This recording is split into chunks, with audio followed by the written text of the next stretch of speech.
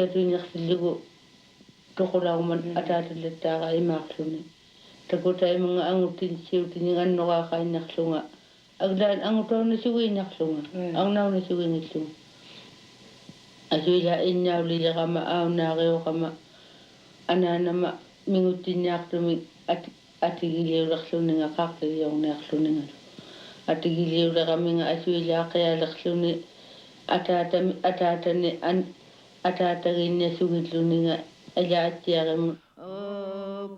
ses propres yeux, comme pour sa communauté, Ira Diorg jouait le rôle d'un homme. Devenue mère puis grand-mère, il était normal qu'elle porte la culotte dans sa famille. Cette souplesse dans l'identité de genre est tout à fait originale.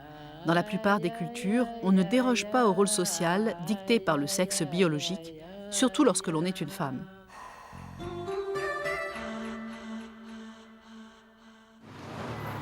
Adela Turin a montré par des tests simples que les enfants dès 6 ans ont parfaitement intériorisé les codes sociaux liés à leur sexe.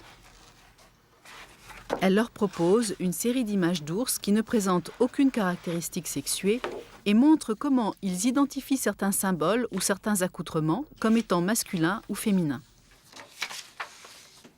Alors je vais te demander, je te montre les ours et tu me dis si c'est papa ou c'est maman. C'est maman. Parce qu'elle a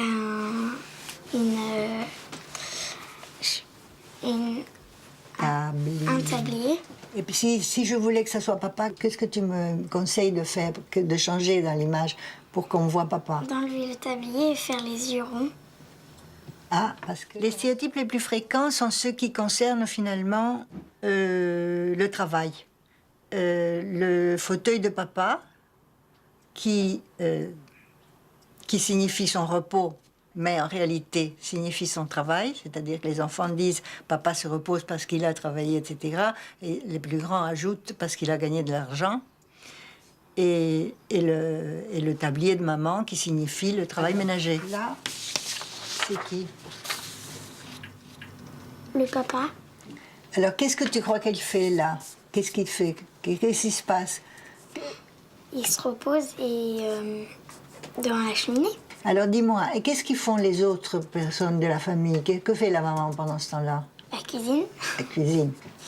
Toute la sphère de l'intelligence, de la culture, de l'instruction, de l'information et le privilège du père. Et ça passe à travers les lunettes, à travers le journal, qui est symbolique de la participation à la vie de la cité, de l'instruction, etc., et de l'information. Qui c'est celui-là? Le grand-père, le papy. Le papy. Ouais, le papy. Pourquoi le papy? Parce que le papy, il lit des fois. Bah, mon père, il lit des journaux, hein. Ah. Et donc, c'est pas la maman, ça?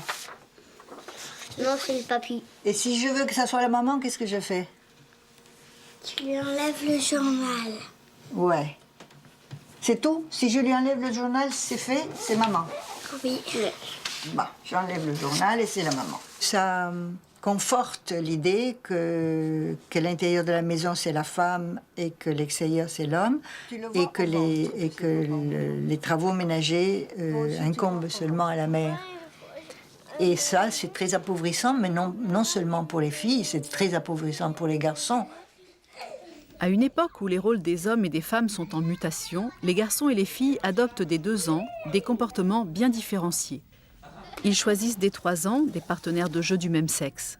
Vers 6 ans, ils deviennent très conformistes et acceptent des classifications qui cantonnent les femmes dans des rôles domestiques et font du travail un attribut masculin, ce qui n'est pas forcément une réalité dans leur famille.